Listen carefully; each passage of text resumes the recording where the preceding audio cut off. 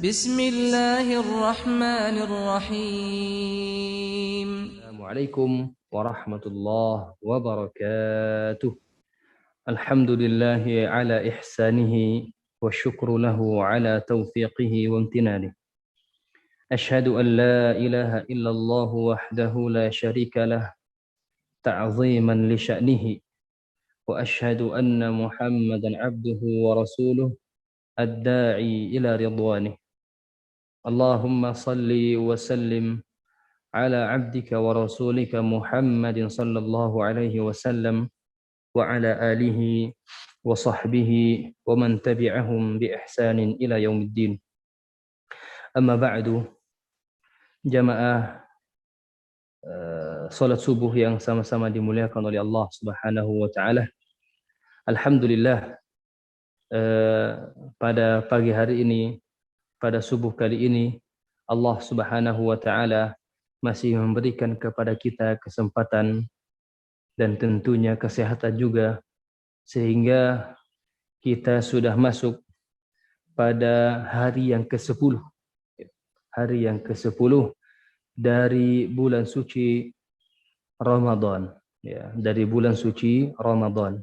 Alhamdulillahi alladzi bi ni'matihi tatimmus shalihat. Ya, ini suatu kesyukuran, namun juga harus menjadi sebuah muhasabah yang membuat tentunya kita akan bersedih, ya, karena sudah lewat 10 hari bulan suci Ramadan, sementara amalan-amalan kita tentunya masih sangat jauh dari sempurna, ya. Amalan-amalan kita masih sangat jauh dari kesempurnaan. Jamaah yang sama-sama dimuliakan oleh Allah Subhanahu wa taala, ya.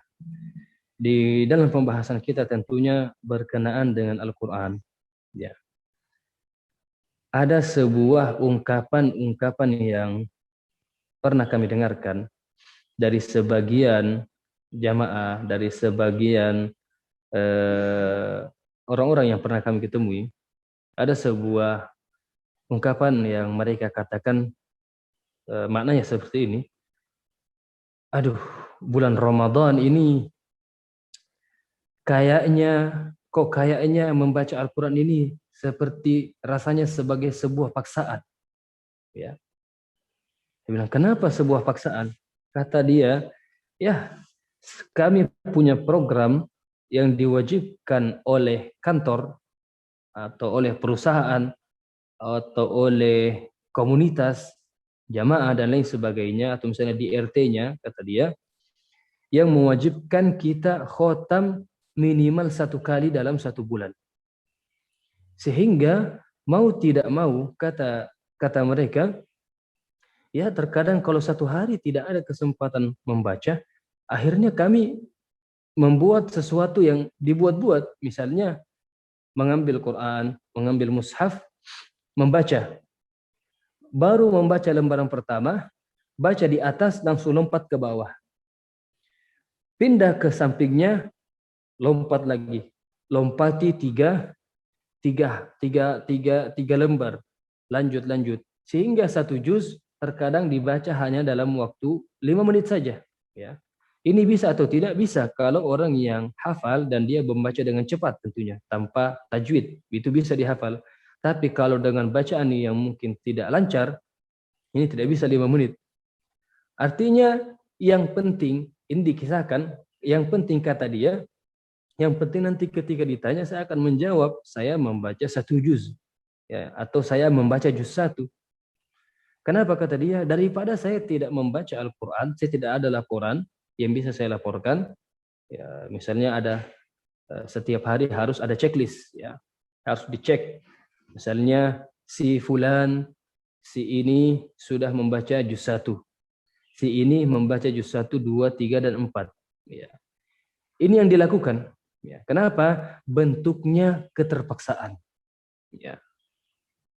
Ini adalah suatu yang cara pandang atau cara berinteraksi dengan Al-Quran yang sangat-sangat salah. Yang sangat-sangat salah. Yang pertama, kita harus camkan membaca Al-Quran adalah sebuah kebutuhan. Membaca Al-Quran adalah sebuah kebutuhan. Ya, sebuah ayat yang mungkin kita sering dengarkan, surat Toha. Ma anzalna 'alaikal Qur'ana litashqa. Ya, wahai Muhammad, sekali-kali kami menurunkan Al-Quran ini agar kami turunkan Al-Quran ini bukan untuk membuat kalian susah. Bukan untuk membuat kalian susah. Ya. Ada yang pernah mengatakan seperti itu. Berat sekali. Ya. Karena kita diwajibkan untuk khotam 3 kali. Ya. Harus khotam 3 kali. Ya. Di kampung kita pokoknya harus khotam 3 kali. Kalau tidak khotam 3 kali, tidak dapat THR. Ya, THR ya, kita semua tahu apa ini THR. Kalau tidak khotam 3 kali, kita tidak dapat THR. Ya, wal'iyadzu billah. Na'udzubillah, semua na'udzubillahi min dzalik. Ya, berarti dia membaca Al-Quran memang karena THR. Nah, sementara ketika seseorang, sudah kita sampaikan pada hari kemarin, ketika seseorang ini memahami harga dari sesuatu, maka ia akan mengumpulkan semua cara, semua kemampuan dan kekuatannya untuk mendapatkan hal tersebut. Contoh, ada HP Cina dan ada misalnya HP iPhone. Ya. HP iPhone hari ini misalnya iPhone 12, iPhone 11 Pro ya, atau iPhone berapa, yang tentunya harganya bukan sebagaimana HP-HP Cina yang ada harga 1 jutaan saja. Ya. Namun mengapa masih banyak orang hari ini lebih memilih iPhone 12 tersebut yang mungkin harganya kisaran berapa ya? Kami tidak tahu. Kisaran 20-an juta ya. Toh sama dia untuk WhatsApp di HP Cina misalnya Xiaomi ya. Juga bisa WhatsApp. Mereka menelpon lewat iPhone. Toh di iPhone juga bisa, atau di Xiaomi juga bisa menelpon. Namun mengapa mereka sampai rela menabung, sampai rela kredit, meminjam uang hanya untuk mendapatkan iPhone tersebut? Kenapa? Karena mereka tahu hakikat kualitas dari iPhone tersebut.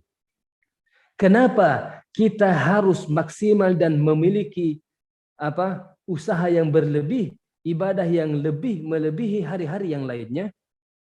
Kalau orang yang paham dengan hakikat Ramadan, maka ia akan menjawab, karena Ramadan tidak sebagaimana bulan-bulan lainnya. Memang benar kita hidup dan kita bernafas di bulan Muharram, Safar, Rabiul Awal, Rabiul Akhir dan lain sebagainya.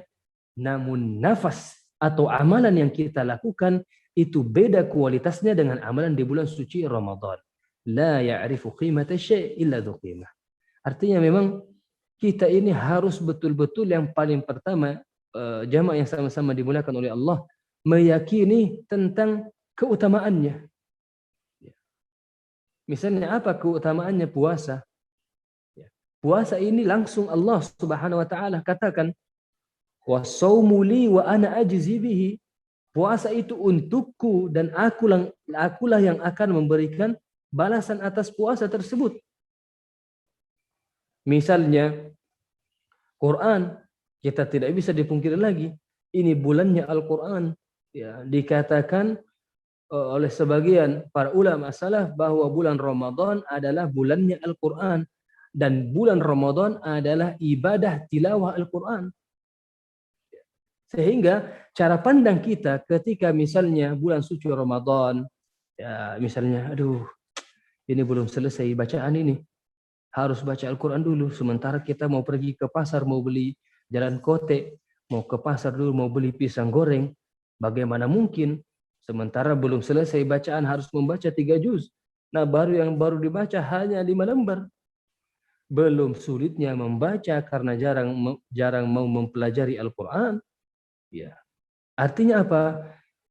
Yang seperti ini akan menganggap Quran ini sebagai apa?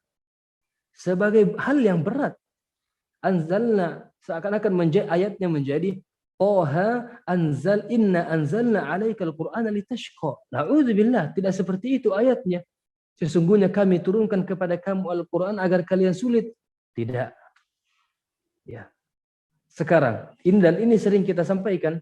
Semoga kawan-kawan yang sedang menyaksikan ini paham itu.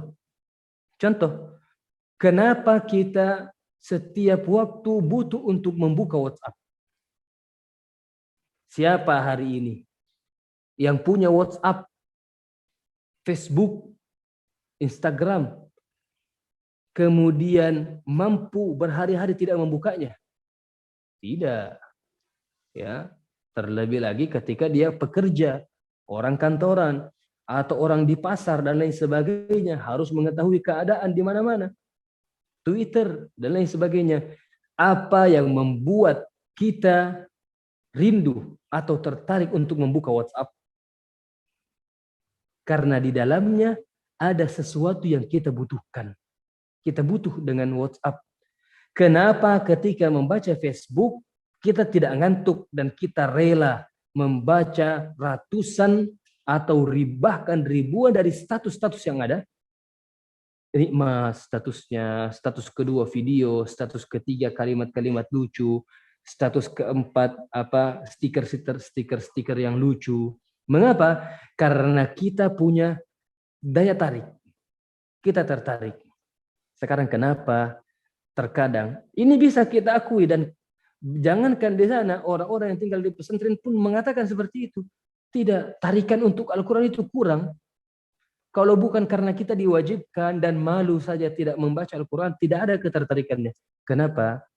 Ya, salah satu di antara jawabannya karena kita juga belum memahami bahwa di dalam Al-Quran itu ada yang kita butuhkan. Apakah ada? Ada sekali. Dan itu pasti. Apa kata Allah? Wa nunazzilu minal Qur'ani ma huwa shifa. Di dalam Al-Quran ini ada petunjuk. Di dalam Al-Quran ini ada penawar. Ada obat dari penyakit-penyakit hati. Di dalam Al-Quran ini ada obat dari kesombongan. Di dalam Quran ini ada obat yang bisa merukyah atau memperbaiki hati-hati yang kotor, yang suka benci kepada saudaranya, yang suka iri kepada tetangganya, dan lain sebagainya. Di mana ada obat yang bisa menghilangkan rasa dengki? Quranlah penawarnya. Sehingga terkadang kita tidak mau naltafit atau melihat kepada Al-Quran dikarenakan kita belum memahami bahwa sesungguhnya di dalam Al-Quran ada sumber kebahagiaan. Di dalam Al-Quran ada sumber kemenangan. Di dalam Al-Quran ada penawar, dan di dalam Al-Quran ada semua yang kita butuhkan. Ya. Ini jamaah yang sama-sama dimuliakan oleh Allah Subhanahu wa taala. Ya, di antara misalnya bagaimana kita ingin berkah berquran, ya. Yang paling utama dan pertama adalah bagaimana kita punya rasa sadar atau betul-betul memahami bahwa Quran ini kebutuhan kita. Ya. Dikatakan oleh seorang ulama, dikatakan bahwa sebagaimana tubuh kita ini butuh oleh asupan makanan, makan pagi, makan siang, orang yang berpuasa dia butuh sahur dan butuh berbuka, sebagaimana tubuh kita ini butuh, maka seperti itu juga roh kita, jiwa kita, dia juga butuh makanan. Jiwa kita ini butuh makanan. Sebagaimana badan kita ini juga butuh makanan. Namun makanan bagi tubuh kita, tempe, tahu, nasi, air minum, vitamin, buah-buahan, atau biasa disebut dengan 4 sehat 5 sempurna. Ya.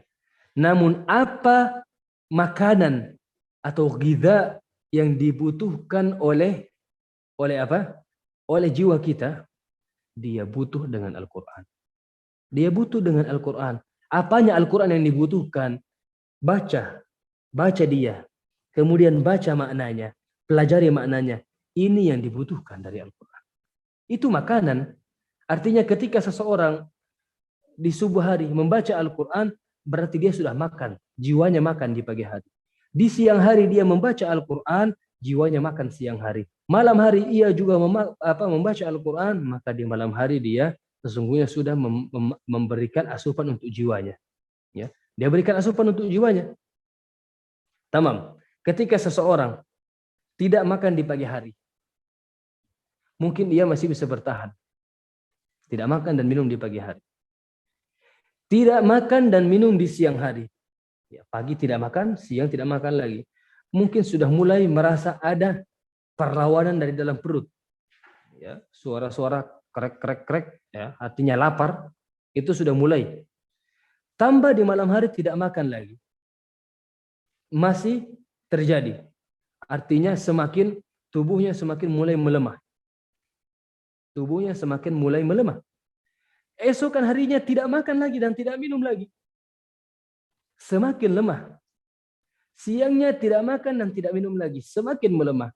Malam harinya tidak makan dan tidak minum. Sakit. Drop dia. Dia akan jatuh. Dia akan diinfus. Dia akan masuk ke rumah sakit. Ada masalah dalam ususnya. Masalah dalam perutnya. Bermunculan penyakit-penyakit. Ini kalau badan kita tidak makan.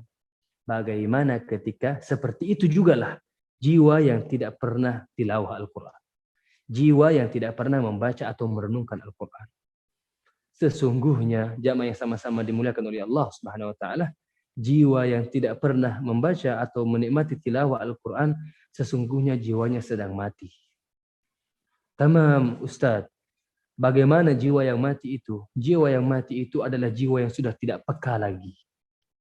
Disebutkan tentang Allah, disebutkan tentang para sahabat, para rasul, acuh tak acuh. Mending saya dengan YouTube, mending saya dengan ini, artis ini dan artis itu. Ini namanya apa? Na'udzubillah, kepekaan sudah hilang.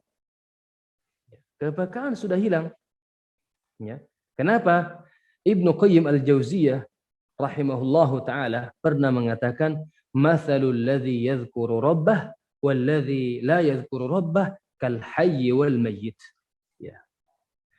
Perumpamaan orang yang mengingat Allah dan orang yang tidak mengingat Allah, atau orang yang membaca Al-Quran dan orang yang tidak membaca Al-Quran, mereka seperti orang yang hidup dan orang yang mati.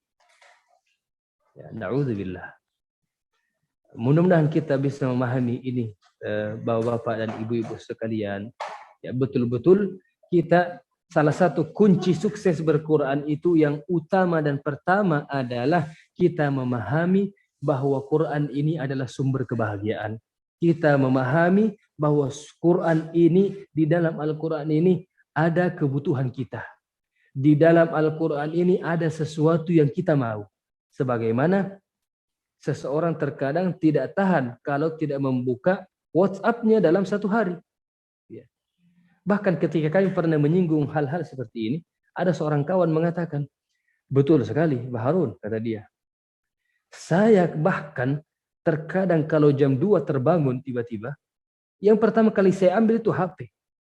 Kata dia, ambil HP, lampu mati, nyala itu apa? Nyala lampu HP-nya. Dalam keadaan seperti ini, yang dia buka apa? WhatsApp. Apakah ada notifikasi yang masuk? Apakah ada panggilan tak terjawab? Apakah ada SMS dari kawan dan lain sebagainya? Ya. Kalaupun tidak ada, grup-grup sudah penuh dengan apa? Dengan chat dan lain sebagainya, dia tutup, lanjut tidur. Alangkah indahnya ketika seseorang bangun di malam hari, kemudian ia berwudu dan dia mencari Al-Quran. Ya, untuk apa? Ya Allah, aku ada penyakit hati yang ingin saya sembuhkan. Ada penyakit hati yang ingin saya lawan.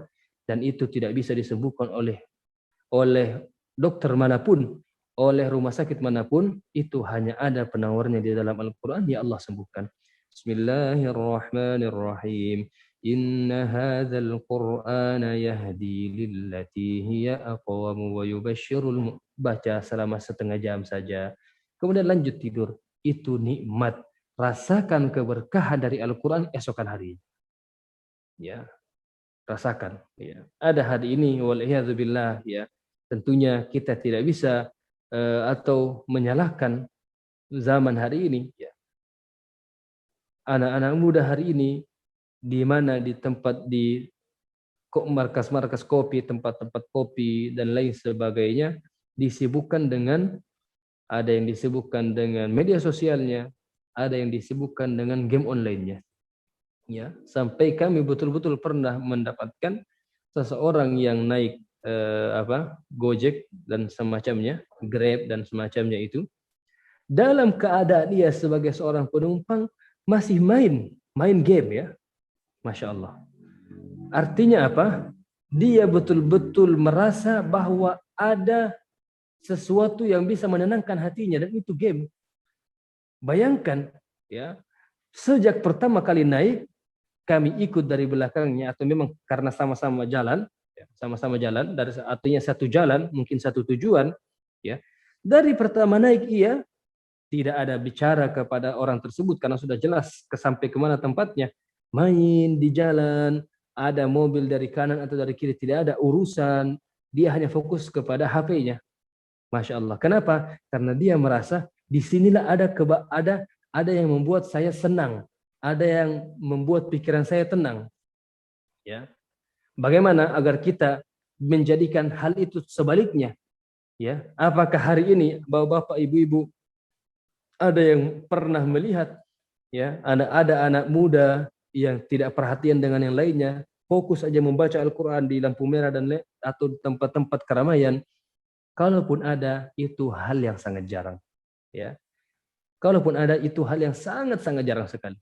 Nah, bagaimana? Yang paling pertama di antara caranya adalah bagaimana kita betul-betul mengetahui bahwa di Quran itu ada hal yang sangat kita butuhkan. Ya, di dalam Al-Quran ini ada penawar dari penyakit-penyakit hati kita. Di dalam Al-Quran ini ada kebahagiaan yang sesungguhnya yang kita cari. Di dalam Al-Quran ini ada kenikmatan, kelezatan yang mungkin tidak akan didapatkan kecuali orang-orang yang mentadaburi atau memahami Al-Quran. Ya. Ini jamaah yang sama-sama dimuliakan oleh Allah Subhanahu Wa Taala. Berat sekali. Ya. Artinya kami teringat kepada perkataan Imam Asy-Syatibi rahimahullahu taala. Imam Syatibi ini adalah ulama Andalus, ulama Spanyol di abad ke-6 Hijriah. Namanya Imam Asy-Syatibi. Ini nama gelarnya ya, disebut Imam Asy-Syatibi. Apa perkataan beliau? Kata beliau dalam bait yang masyhur, wa hadza zamanu sabri man laka billati ka qabdin ala jamrin fatanju minal bala. Ya. Kami ketika menghafalkan ini bait-bait syair ini, kami katakan Masya Allah. Apa artinya? Kata beliau, ini adalah zaman yang kita hidupi, kata beliau, adalah zaman di mana untuk bersabar dan istiqamah menjalankan ini agama, memperjuangkan ini agama, memperjuangkan rumah tangga agar konsisten di dalam agama Allah Subhanahu wa taala, itu seperti memegang bara api. Artinya untuk bersabar itu seperti memegang bara api. Siapa yang tahan pegang bara api lama-lama? Sulit. Tapi apa? Ini beliau katakan di abad ke-6. Kita sudah berada di abad keberapa? Kita sudah berada di tahun 1442 Hijriah. Ya. Artinya kira-kira apa yang akan dikatakan oleh Imam Asy-Syatibi rahimahullahu taala kalau beliau ada di zaman kita? Ya. Di zaman terkadang ya yang punya Android ya, yang HP-nya Android misalnya, ada seorang, kami disampaikan ada seorang ustadz yang baru memegang HP, seorang ustadz di Gunung Tembak baru memegang HP. Ketika pegang HP, suatu ketika ingin mendengarkan lantunan ayat-ayat Allah Subhanahu wa taala di YouTube. Ingin mendengarkan lantunan ayat-ayat Allah Subhanahu wa taala di YouTube. Kemudian sesekali beliau membuka terjemahan Al-Qur'an di Google. Dikatakan Allahu alam apakah yang beliau buka YouTube ketika itu ataukah Google. Ketika membuka dan membaca makna-makna Al-Qur'an, muncul iklan. Iklannya apa? Iklannya seorang wanita yang mungkin tidak sempurna pakaiannya. Apa yang dilakukan oleh ustadz itu, dihampas itu HP.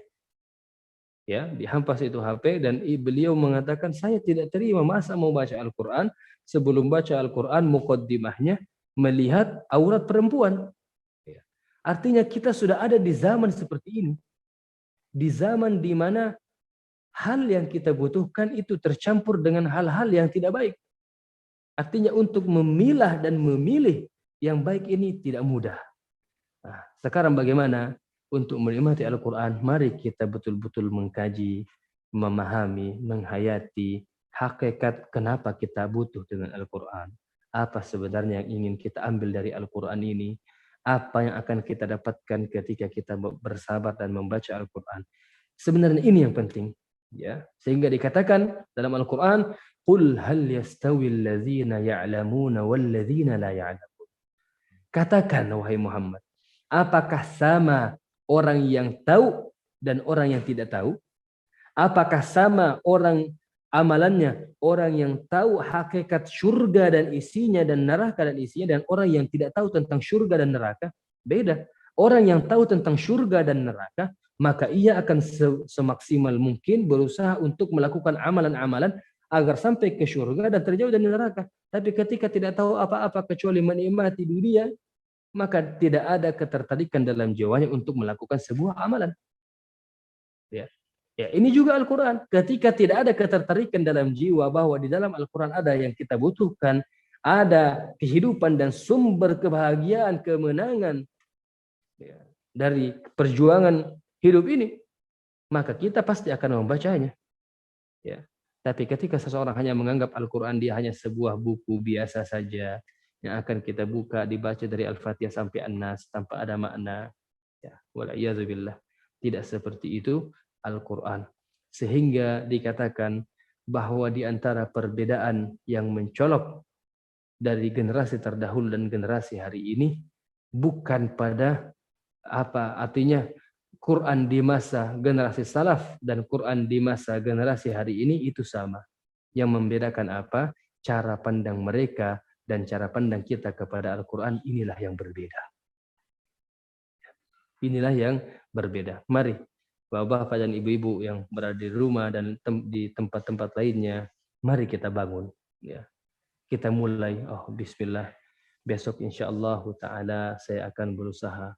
Tidak mesti, kalau saya tidak diberikan kesempatan untuk khatam di bulan Ramadan ini, tidak ada masalah. Yang penting adalah saya akan memaksimalkan semua waktu saya untuk membaca Al-Quran. Ya. Apakah orang yang tidak khatam di bulan suci Ramadan itu berdosa dan masuk neraka? Tidak ada yang seperti itu. Ya. Dan apakah menjamin semakin banyak khatamnya di bulan suci Ramadan ia semakin dekat kepada surga? Bukan itu timbangannya. Ya, bukan itu yang kita cari. Yang dicari dan dinilai adalah berapa banyak waktu yang kita berikan kepada Al-Quran dan seberapa banyak ayat-ayat Al-Quran ini yang mampu menggerakkan hati dan jiwa kita. Ya. Saya kira ini jam yang sama-sama dimuliakan oleh Allah Subhanahu wa taala. Untuk kajian kita pada pagi hari ini, jamaah yang sama-sama dimuliakan oleh Allah Subhanahu wa taala. Bapak-bapak dan ibu-ibu yang semoga Allah Subhanahu wa taala selalu memberikan kepada kita kesehatan, kesempatan untuk tetap menikmati Ramadan kali ini. Ya, di antara khulasah atau intisari dari pembahasan kita pada pagi hari ini adalah bagaimana kita membangun kesadaran dan membangun untuk jiwa kita ini kesadaran bahwa di dalam Al-Quran ada sesuatu dan banyak sesuatu yang tentunya itu adalah sumber kebahagiaan kita, sumber kemenangannya kaum muslimin. Ya, dikatakan bahwa kaum muslimin ini orang-orang di barat ini, orang-orang yang tidak Islam, orang-orang yang kufar ini, mereka dikatakan mereka bangun di dalam kegelapan. Mereka bangun di dalam kegelapan, artinya mereka berjuang, namun perjuangan mereka bukan di bawah cahaya Islam, cahaya Al-Quran. Dan kita sebagai kaum muslimin, ya sebagian di antara kita masih tertidur dan terlelap dalam cahaya. Masya Allah. Kita masih tertidur, namun kelebihannya kita tertidur di atas cahaya, di bawah cahaya. Artinya kita tertidur, namun kita berada dalam agama Islam. Bagaimana ketika kita sudah bangun dan dinaungi oleh cahaya tersebut, maka tentunya kita akan menjadi umat yang menang, umat yang ummatan yang terbaik. Kuntum khaira ummatin ukhrijat linnas. Ya. Kalianlah yang terbaik yang Allah Subhanahu wa taala keluarkan untuk manusia. Ya, saya kira ini jamaah yang sama-sama dimuliakan oleh Allah Subhanahu wa taala. Mari sama-sama kita berdoa kepada Allah Subhanahu wa taala, semoga Allah Subhanahu wa taala memberikan keberkahan kita di bulan suci Ramadan, khususnya memudahkan kita dalam ibadah puasa, siam di siang hari, kemudian tilawah Al-Qur'an di siang hari pula, dan di malam hari dan di semua waktu, dan ibadah qiyam, salat tarawih atau salat di malam hari itu juga kita bisa lakukan di bulan yang mubarakah ini. Allahumma ja'alil Qur'an al-azim rabi'a qulubina wa nura sudurina wa jala'a ahzanina wa dhahaba humumina wa humumina. Allahumma ja'alil Qur'an al-azim syafi'ana wa hujjatan lana la hujjatan alaina. Rabbana atina fid dunya hasanah wa fil akhirati hasanah wa qina adzaban nar. Wa sallallahu wa sallim ala nabiyyina Muhammad wa akhiru da'wana anil hamdulillahi rabbil alamin. Wassalamu alaikum warahmatullahi wabarakatuh.